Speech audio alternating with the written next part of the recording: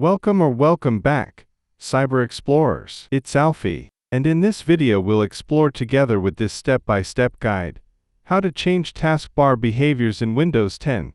So without further ado, let's get right into it. Right-click on the Start menu and select Settings, or press the Windows key, +I to open the settings. From there, go to Personalization and click on Taskbar. Under Taskbar, you can toggle the switch on or off for Lock the taskbar, automatically hide the taskbar, use small taskbar buttons, and other options based on your preference. There's also an option to adjust the taskbar location on screen and combine taskbar buttons. And that's it for today. If you found this video helpful, please give it a thumbs up, consider subscribing, and don't forget to activate the notification bell so you won't miss out on any new uploads. Thank you for watching, and I can't wait to share more with you. So, until next time, see you later.